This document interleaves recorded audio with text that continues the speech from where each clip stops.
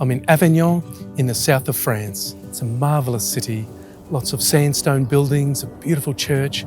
I'm on a raised little hilltop which has marvellous spectacular views of the river, but I've chosen a scene that's backlit, which does have a few problems and troubles, how to get depth into the shadows. That's what makes it a powerful and exciting scene to paint. So let's see how I go.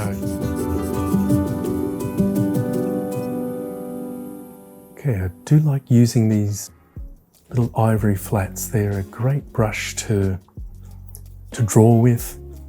I've really been looking for a marvellous brush. I'd previously used sort of about a size 6 little filbert or long flat. I probably could go up one size. I think this is either a 2 or 3, especially when working on a bigger painting on this size. That's not a bad size. And I was employing a backlit light effect, but also making sure that I controlled the primary focal area. So that's why I needed to get my darkest dark into this shadow. So we're having a vertical wall, cast shadow coming towards me. So I still needed to get some depth into that shadow. But I really had a good feeling with this painting. I was enjoying the subject, and I really was able to get that big brush out. So normally whenever you see a red handle brush, it's an Art Spectrum, it's a size 12 hog hair. I do love it as a brush. The Rosemary & Co brushes are pretty close, but I would like a little less hair in their brush.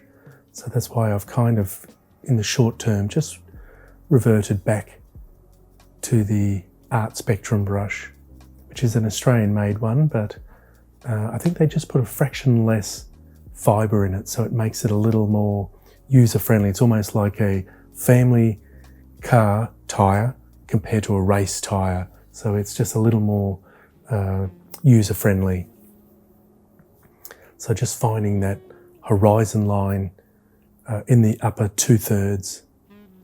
And I think I was using piece of canvas, and this was a class demonstration painting as well.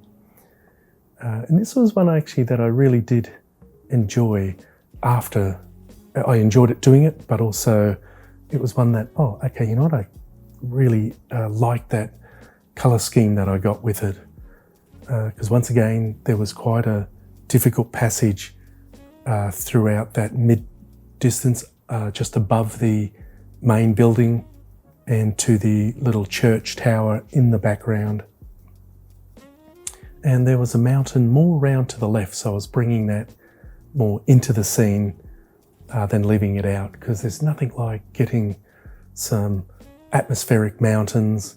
It's just a lovely device and a way to, with this colour scheme of the orange rooftops, to bring the blues, purples as a unified complementary colours as well. So I'm just aiming to work fairly quickly, but still keep that fluency with my brush mark. There's nothing worse than tightening up, because then we normally do more repetitive brush mark and almost try and overpaint. So this looks like it's moving on nicely. Because normally I don't bring the smaller brushes in till a little later, but there's certain brushes that just make that perfect mark, that ideal mark for whether it's windows or foliage. So we're just doing some of the peripherals. Sometimes it's easy to sort of not mix up enough paint, and sometimes I'm a little guilty of that as well.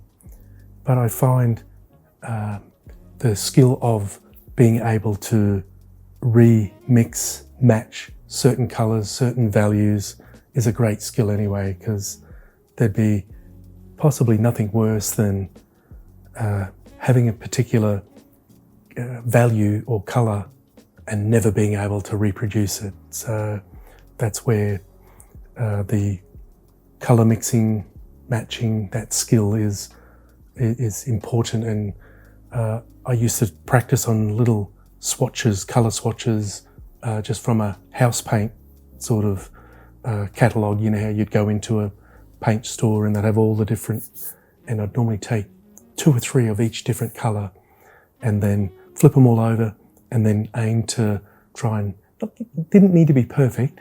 If it got super close, that's fine, but it's more of the process of knowing, is it a cool, is it a warm, is it a vibrant, is it a one that I'm going to need phthalo or cadmium yellow. So this one, because I had that little bit more time, I was able to come back in and rework the foliage in the distance, because sometimes that's the thing that can get missed because there's so much work required with the buildings. We can miss either simplifying or just getting that right amount of warmth or lack of edge, just to allow it to move back and sit in the distance for it to recede. And with that bottom left-hand corner, it was actually a building that actually had a big wall around it, but it was going to look funny or difficult to paint because there was mostly shadow and then wall. So I kind of edited the wall out and just made it more of another rooftop because I felt that was going to read the best. And here's the ever crucial, ever important shadow. This is really where the rubber hits the road. It's the primary focal area. There was half a dozen cars there, but I really only needed the one to make the effect work. And there's always the thought that if we bring in 6 cars, it's not going to make it better if I don't get the very first one or the main one working.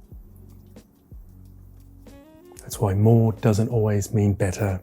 So it's all about the edge, all about that brush mark, all about keeping that freshness. And that's the thing that plein air painting really does for us. It trains us to work a little quicker and almost ride the adrenaline to get the painting finished, completed, executed how we want. That was a really fun day painting.